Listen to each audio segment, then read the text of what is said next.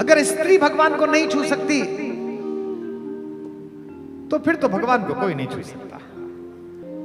अंजनी के पुत्र से अंजनी नहीं मिल सकती, सीता के पुत्र से सीता नहीं मिल सकती,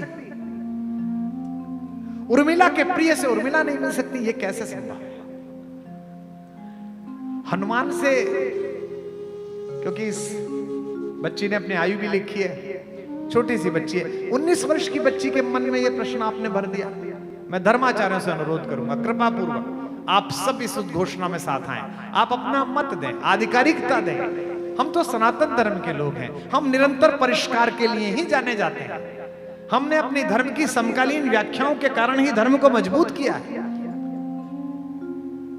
हमने अपनी नई व्याख्याएं गढ़ी हैं, और ये जो हमारा नवोन्मेष है, यह जो हमारी अपनी स्थापनाओं की पुनर्प्रतिष्ठा है, यही हमारा चिरंजीवी और संजीवनी सत्व है, जिसके कारण हम विश्व में आज तक जीवित हैं।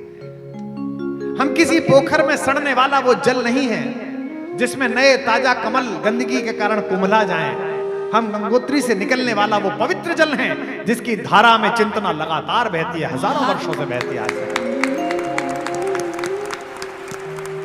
हनुमान जी को देवता समझकर, भगवान समझकर संकोच में मत आओ बेटा।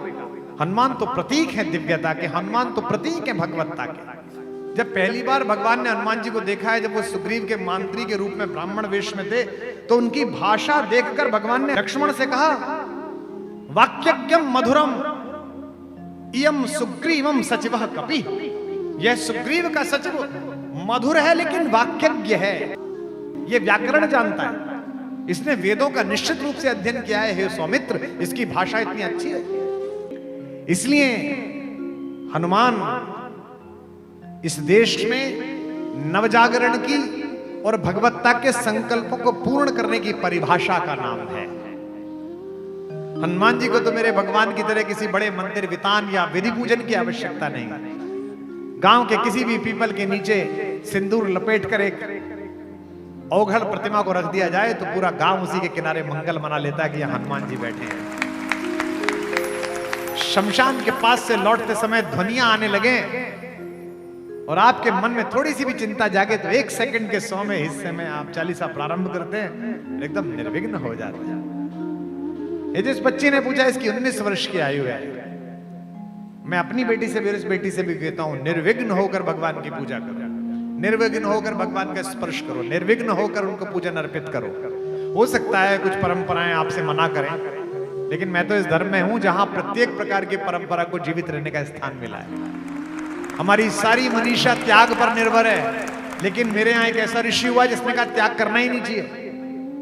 उस ऋषि के वंशज आज भी भारत में है। ये जो पैसे लेके लंदन भागे, ये उसी ऋषि के वंशज है। उसका नाम था चारवाक, उसे भी ब्रह्म ऋषि का, महर्षि चारवाक। उसने कहा जब तक जियो मौज से जियो, उधार लो और घी पियो, और अगर उधार का घी तुमने पचा लिया तो फिर किसकी माँ ने दूध पिलाया जो तुमसे वापस ले ले। यावत जीवे सुखम जीवे ऋणम कृत्वा घृतम पीवेत। इसको भी महर्षि का, लोगों ने कहा तू ये नहीं कहा कि अरे तो नालायक है, इसको बाहर निकाल दो, नहीं, उनकी अवधारणा, उनका दर्शन है। आप मानो मत मानो, मैं अपनी व्याख्या कह रहा हूं, हो सकता है आप ना मानो, किसी और की मानो, मैं भी उनकी मानने लगूंगा अगर होगा। यही तो भारत है। इसलिए हनुमान जी को जगाने के लिए जामवंतों की आवश्यकता है। हे पवन बने अंजनी लाल, अपनी तंद्रा को त्यागो तुम। जितने युवा बैठे हैं मैं इन्हें आमंत्रित करता हूं इस देश के निर्माण के लिए।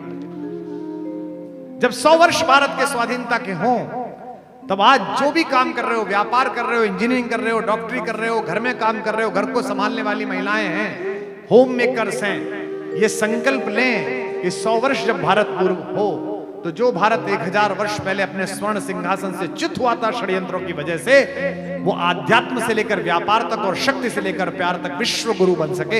ये हनुमान की चेतना आप अपने अंदर जाकर